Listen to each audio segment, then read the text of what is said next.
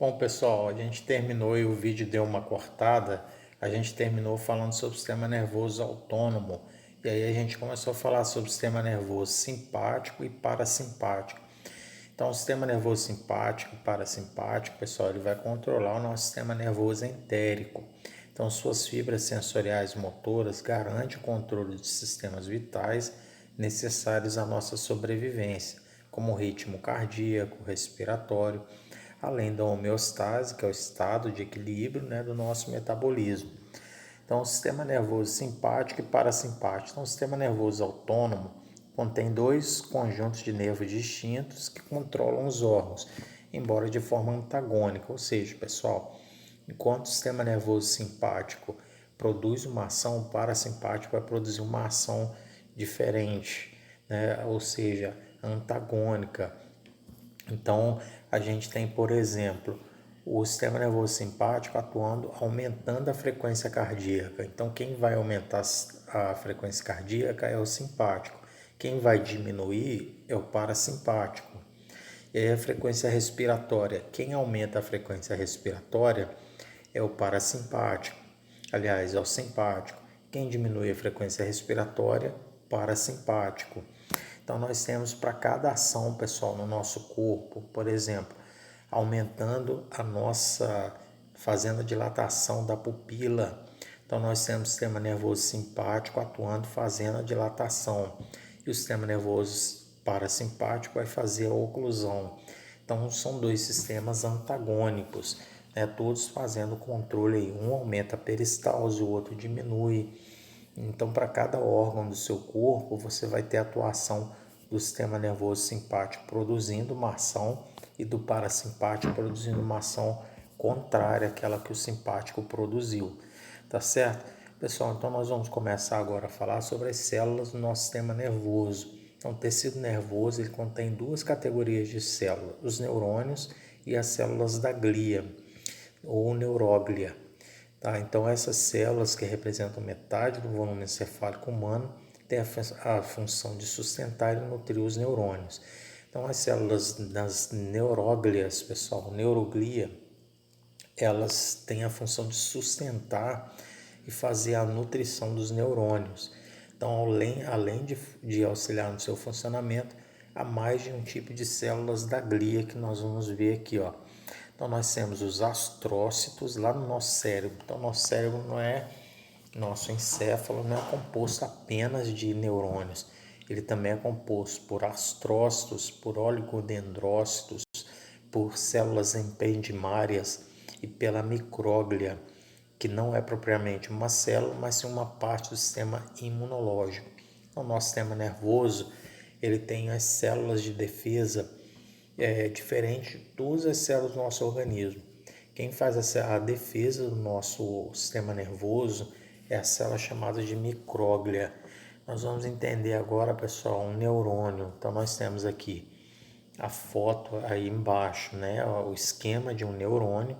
Então, a célula neuronal ou neurônio, ela recebe e conduz os impulsos, graças à estrutura de sua membrana.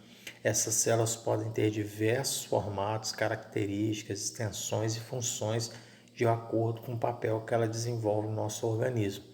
Então, o núcleo do neurônio é chamado de corpo celular. Corpo celular é essa parte aqui, pessoal, ó. Essa parte aqui é o corpo celular. E aí nós temos o axônio, que é essa parte aqui, como se fosse a cauda aí, que é projetado do corpo e chega a medir mais de 1 metro de comprimento. Ele é envolvido por uma bainha de mielina. Então vocês vão ver aqui, ó, a bainha de mielina é como se fosse essas estruturas aqui, ó. Aqui é a bainha de mielina. Então ela vai cobrir todo o axônio, pessoal. Ela funciona como um isolante térmico e ele facilita a condução elétrica do nosso neurônio, já que a maioria da transmissão de um neurônio é por sinapse elétrica. Nós temos sinapse química também, pessoal, mas a maioria das sinapse é o que, pessoal? A transmissão de informações entre um neurônio e outro. Isso acontece, o nome desse processo chama-se sinapse. E aí, ela pode acontecer e nós temos os dendritos, pessoal. Os dendritos, são essas ramificações. Então nós temos vários dendritos, né? E esses dendritos vão fazer a conexão com outros neurônios para transportar e transmitir informações através das sinapses, tá certo? Então, pessoal, o axônio a célula nervosa é bem diferente das demais células do corpo. Ela é estrelada e apresenta finos prolongamentos que se ramificam. Um desses prolongamentos é mais grosso e mais longo. Então, a parte da célula nervosa que contém o núcleo é chamado de corpo. E os pequenos prolongamentos são chamados de dendritos, onde eu mostrei para vocês. E essa cauda aí do neurônio é chamado de axônio. E aí a gente vai falar agora um pouquinho sobre a transmissão, né, através dos neurônios. Então, qual é a natureza da informação transmitida por um neurônio? Descobriu-se que o impulso que percorre o neurônio é de natureza comparável a uma corrente elétrica que percorre um fio aí que tem na casa aí de vocês, né? Então, essa descoberta foi realizada lá no século XVIII, quando se começou a explorar e entender o que é eletricidade. E aqui, pessoal, nós temos uma foto de como acontece mais ou menos essa sinapse. Então, a gente tem aqui o terminal de um neurônio e esse terminal vai liberar aqui, né, alguns neurotransmissores. E esses neurotransmissores é que vão transmitir a informação entre um neurônio e outro. Então, o nome desse processo é chamado de sinapse. Então, vamos lá aqui, pessoal. Neurônios vizinhos não se tocam, né? Graças à barreira isolante que a gente falou, da bainha de mielina, né? Observando os neurônios vizinhos em microscópio eletrônico, ficou claro que eles não se tocam.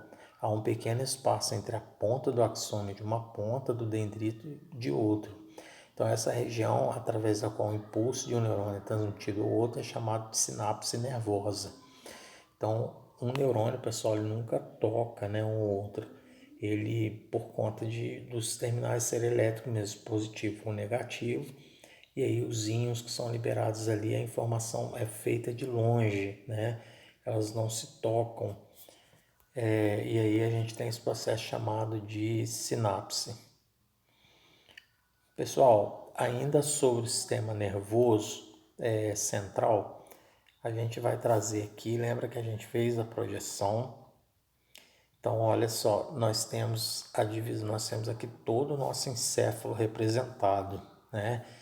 E aí é importante vocês saberem que a gente tem alguns sulcos no cérebro, né? E aí a gente tem os giros, que são essas partes aí do nosso cérebro. Essas partes são os giros, né? E nós temos vírus, temos símbolos e nós temos os sulcos. Sulcos são os buracos, pessoal. Essas entrâncias, essas reentrâncias que tem aí no nosso cérebro é chamado de sulco. E no nosso cérebro a gente tem um sulco aqui chamado sulco central. Esse sulco central ele é muito importante porque ele divide o nosso lobo frontal do lobo parietal. Então existe essa divisão. E aí a gente tem vários sulcos aí, né, do nosso cérebro, mas vamos fazer a identificação aqui. A gente já fez lá no slide, mas nós temos aqui, ó, o lobo frontal em cinza, né? O lobo parietal, o lobo temporal e o lobo occipital. Então nós dividimos aí o nosso telencéfalo. Lembra que a gente falou que o nosso lobo frontal é como se ele tivesse duas partes. Nós tivéssemos a parte que é chamada parte motora. Essa região aqui, pessoal. Então, tudo aqui corresponde ao nosso lobo frontal, tá certo? Então, quantos lobos nós temos no cérebro? São 4 lobos. Tivemos aqui o cerebelo sinalizado, né? O cerebelo não faz parte aí do telencéfalo, mas faz parte do encéfalo. Lembra que o encéfalo é dividido em encéfalo, não, encéfalo é dividido em cérebro, em cerebelo e tronco encefálico. E aí nós temos aqui na foto a representação da parte final, né, do nosso encéfalo, que é o nosso tronco encefálico, tá certo? Então vamos ler aqui o que está lá na apostila. O tecido nervoso não se atrita com os ossos porque há entre eles membranas chamadas de meninge. Lembra que a gente falou? Nós temos a pia mater, que é a parte que está mais encostada lá no cérebro. Nós temos a aracnoide, que é a camada do meio. E nós temos a dura mater, que é a parte mais externa. Ela é a parte mais resistente, pessoal. É a parte que vai defender o seu organismo aí contra os impactos, contra algumas bactérias que tentam penetrá-la, né?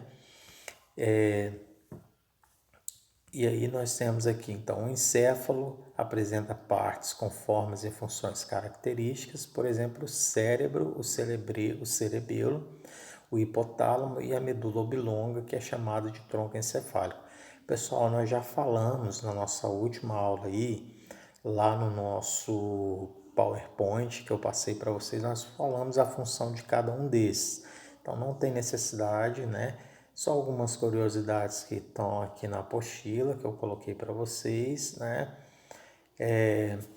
E aí a gente tem de importante aqui, nós falamos tudo, córtex cerebral, o hipotálamo nós falamos a função, o cerebelo também falamos a função, corpo caloso também falamos a função da medula oblonga, que é o nosso tronco encefálico. E aí nós temos a medula nervosa, né? Que eu vou mostrar para vocês, vou falar aqui para vocês. E aí a gente mostra depois lá no nosso slide. Então, pessoal, a medula nervosa ou a medula espinhal, então o crânio ele tem uma abertura circular, né, embaixo do crânio, que fica exatamente sobre o canal que percorre a coluna vertebral. Então, a medula nervosa ou medula espinhal atravessa esse canal e liga-se ao encéfalo. Então, a medula nervosa ela tem a forma de um cilindro, né, achatado, no qual saem vários cordões, que são os nervos, que se dirigem pelos diversos órgãos do corpo. São esses nervos que vão formar o nosso sistema nervoso periférico. Ao contrário do encéfalo, a medula, a massa branca, ocupa a região exterior e a cinzenta preenche o interior. Então, nosso cérebro, pessoal, a substância cinzenta fica na parte externa e a substância branca fica na parte interna. Lá na medula espinhal é o contrário. Na medula que passa lá por nossa coluna vertebral, a parte externa é a parte branca e a parte interna é a parte cinzenta, chamada de H medular. Então, ao contrário do encéfalo, na medula a massa branca ocupa a região exterior e a cinzenta preenche o interior. A massa cinzenta apresenta 4 pontas, essas 4 pontas é chamada de corno, pessoal. Então nós temos 2 cornos anteriores e 2 cornos posteriores, é corno mesmo o nome, que é semelhante a um chifre. Então eu vou mostrar aí lá no PowerPoint para vocês depois como que é a nossa medula, tá certo? Então, a massa branca é composta pelos feixes de axônio das células que enviam impulsos em direção ao encéfalo e recebem outros vindo dele. Então, da medula espinhal ou medula nervosa, saem nervos que recebem informações colhidas em várias partes do corpo para então serem conduzidas ao encéfalo. Então, pessoal, nós temos aqui, ó, sistema nervoso periférico, é formado a partir de 43 pares de nervos que se originam do sistema nervoso central. Do encéfalo se originam 12 pares, os chamados nervos cranianos, e da medula espinhal partem os outros 31 pares, chamados nervos raquianos. Então, pessoal, nós temos 31 par, né, de nervo saindo aí da nossa medula, e esses feixes de nervo vão se agrupar e formar nervos específicos, por exemplo, nervo ciático, A junção de algumas raízes nervosas vão formar o nervo ciático que inerva a nossa perna. E aí a gente tem vários nervos formados aí no nosso corpo. Os nervos cranianos, né? São 12 pares de nervos cranianos. Os nervos cranianos a gente vai entrar principalmente para a turma de ASB, pessoal. A gente vai falar aí, foi até um pedido da dona Naí que a gente pudesse falar sobre o nervo trigêmeo, que é muito importante falar para vocês, e o nervo facial, que são os nervos que inervam essa nossa região, né, da face.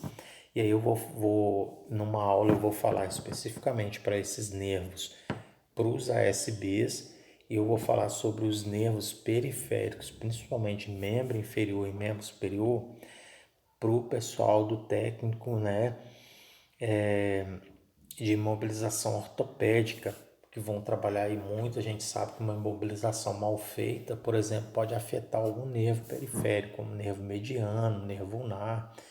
Então eu vou separar a aula e vai ser nesse próximo sábado. No próximo sábado eu vou ter uma aula específica sobre nervos da face para os ASBs e uma aula específica para o TIL, né?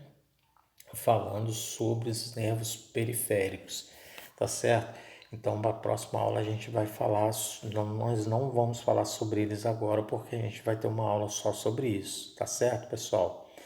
E aí a gente tem um resumo aí da aula do sistema nervoso que eu vou deixar para vocês lerem aí com calma, e a gente vai prosseguindo então com a nossa apostila, tá, pessoal?